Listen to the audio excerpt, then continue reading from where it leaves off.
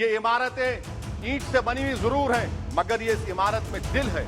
इस इमारत को दिल के तौर पर बरकरार रखना पड़ेगा कि जब राज चलाने वाले व्यापारी हो जाएंगे तो उस राज के लोग भिखारी हो जाएंगे। रूल ऑफ लॉ पर, संविधान पर अटूट अमल नहीं करेंगे, वरना याद रखिए कहीं नई इमारत भी हिटलर की राइक्सटैग की इमारत ना साबित हो जाए। मोहतरम, इस ऐवान की नाकामियों का भी जिक्र हमको करना जरूरी है। 75 साल का तारीखी सफर इस ऐवान ने मुकम्मल किया।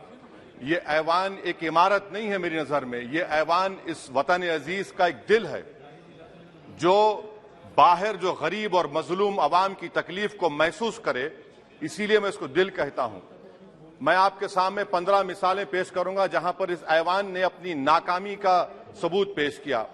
एक उस वक्त जब दिल्ली की सड़कों पर सिखों की नस्लकशी की जा रही थी। एक उस वक्त जब 6 दिसंबर को बाबरी मस्जिद की शहादत हुई। आ रहा हूं भागलपुर, जिसमें रेशम के कारोबार को खत्म किया गया, मुसलमानों को दफना दिया और वहां पर फूल गोभी उगना शुरू हो गई। एक उस वक्त नाकामी साबित हुई जब मुजफ्फरनगर और गुजरात में नस्लकशी की गई। एक उस वक्त सर जब हम देखते हैं कि मुंबई की सड़कों पर इंसानियत का नंगा नाच हुआ। एक उस वक्त जब इस ऐवान में टाडा पोटा का काला कानून बनाया गया, यूएपीए का कानून बनाया गया, आफ्सपा का कानून बनाया गया, जिसको 1 साल के लिए बनाया गया था। 58 में हम 2023 में आ गए। एक उस वक्त नाकामी साबित हुई जनाब, जब हम देख रहे हैं कि आज ये जो दिल है, भारत का दिल है, हिंदुस्तान का, इंडिया का दिल है, आज गरीबों में, मजलूमों में, मुसलमानों में, कश्मीर की आवाम में, दलितों में, आदिवासियों में इस ऐवान की मोहब्बत और एतमाद खत्म हो रहा है, कम हो रहा है। इसीलिए जनता सड़कों पर आकर एहतजाज कर रही है, क्योंकि उनको लग रहा है कि ये इमारत बन चुकी है, हमारा दिल नहीं है। चाहे CAA का प्रोटेस्ट हो, चाहे किसानों का प्रोटेस्ट हो, चाहे शेड्यूल कास्ट के रिजर्वेशन का मसला हो। इसीलिए मैं आपके जरिए हम तमाम को मुतनब्बे करना चाह रहा हूं कि अगर हम रोडों पर इंसाफ करना जनता को अलाउ करेंगे, इस ऐवान को दिल नहीं रखेंगे, तो याद रखिए ये हमारी पार्लियामानी जमहूरियत के लिए बड़ा नुकसानदेह साबित होगा। और नुकसानदेह इसलिए भी होगा कि क्या हमको अपने ख्वाब गफलत से, अपनी जिम्मेदारियों से निभाने के लिए क्या भगत सिंह को आके बैठना पड़ेगा ऊपर कि देखो तुमने 75 साल में कैसा कानून बनाया और किसको कहां तक पहुंचा दिया। स्पीकर जनाब, इसीलिए मैं कह रहा हूं कि हम तमाम को अपनी जिम्मेदारियों को निभाना पड़ेगा। ये इमारतें ईंट से बनी हुई जरूर हैं, मगर ये इस इमारत में दिल है। इस इमारत को दिल के तौर पर बरकरार रखना पड़ेगा। स्पीकर सर, एक और मिसाल दे रहा हूं जहां पर इस ऐवान की नाकामी है। सर, अब तक लोकसभा के कितने 899 मेंबर कामयाब हुए। अब बताइए सर, पार्लियामेंट्री जमहूरियत में, शराकतदारी की जमहूरियत है, रिप्रेजेंटेटिव फॉर्म ऑफ डेमोक्रेसी में 8,992 में कितने मुसलमान कामयाब हुए? कितने सर? 520, जबकि 1070 को इस ऐवान का मेंबर होना चाहिए था। कितना डिप्रीविएशन है सर? कितना डिप्रीविएशन है? 92% डिप्रीविएशन है।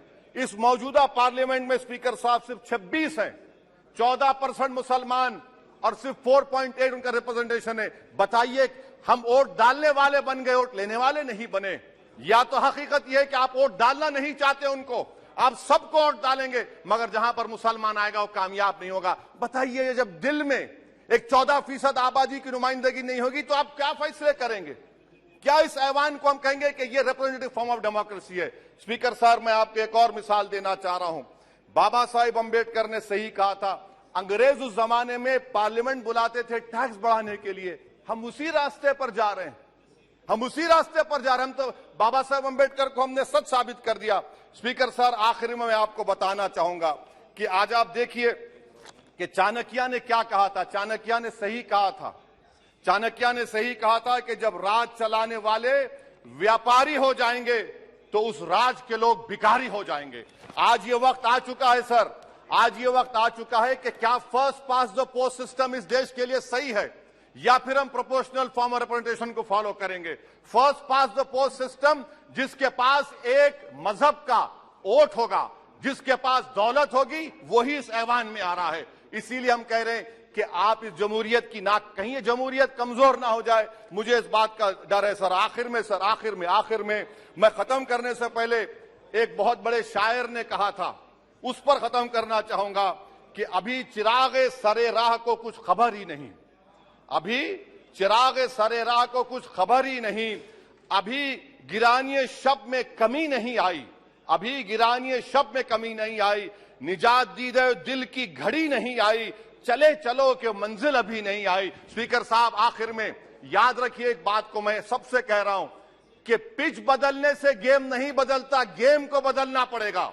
आप पिच बदल रहे हैं, वरना याद रखिए जब तक हम अपने जमहूरी उसूलों पर, रूल ऑफ लॉ पर, संविधान पर अटूट अमल नहीं करेंगे, वरना याद रखिए कहीं नई इमारत भी हिटलर की राइक्सटैग की इमारत ना साबित हो जाए। बहुत बहुत शुक्रिया सर।